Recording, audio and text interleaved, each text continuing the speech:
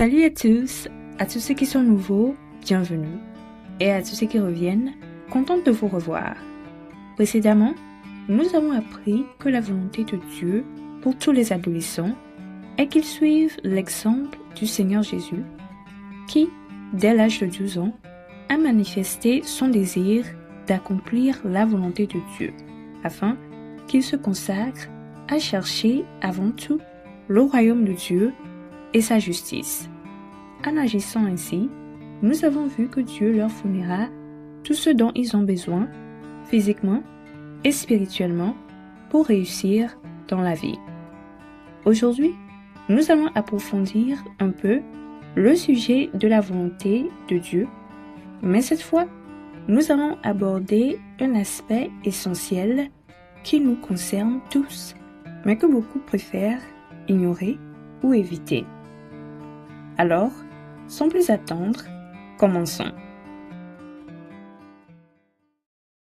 Nous ayant créé à son image, Dieu nous a accordé une capacité exceptionnelle, la liberté de volonté.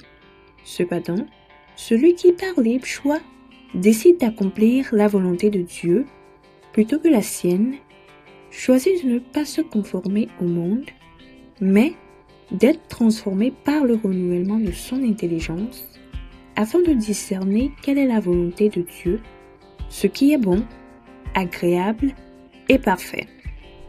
Dès que cette personne découvre la volonté de Dieu pour elle et s'engage sur cette voie, de nombreuses choses se produisent dans la vie de cette personne. Et pour mieux voir ce que je veux dire par là, lisons dans le livre des Psaumes, le 66e chapitre, du verset 10 au verset 12, qui dit « Car tu nous as éprouvés, ô Dieu, tu nous as fait passer au creuset comme l'argent, tu nous as amenés dans le filet, tu as mis sur nos rangs un pesant fardeau, tu as fait monter des hommes sur nos têtes, nous avons passé par le feu et par l'eau, mais tu nous en as tirés pour nous donner l'abondance. » Amen. Les propos faits dans ces versets peuvent être difficiles à comprendre pour certains d'entre nous, car pour la plupart, la seule idée que nous nous faisons de la volonté de Dieu est qu'elle génère des bénédictions, la gloire, des miracles et bien sûr, la vie éternelle.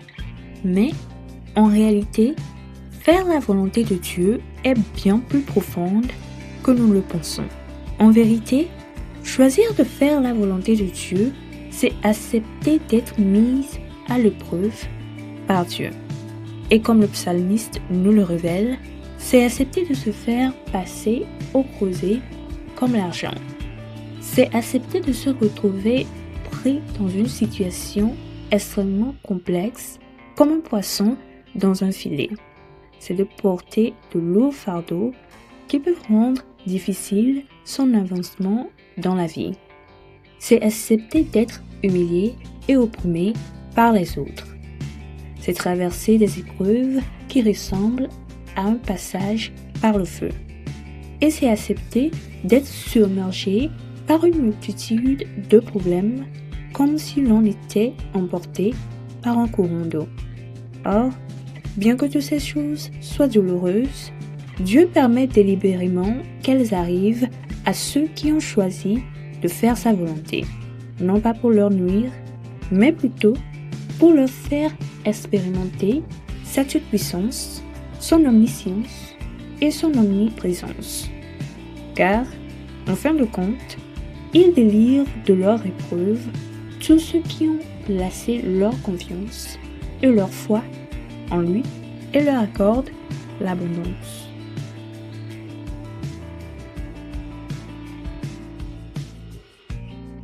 Bien-aimés en Christ, accepter de faire la volonté de Dieu est le meilleur choix et le plus gratifiant que vous puissiez faire dans votre vie.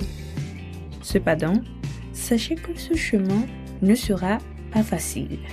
Des moments difficiles surviendront où vous aurez l'impression que vos prières sont vaines et que votre fidélité ne porte aucun fruit.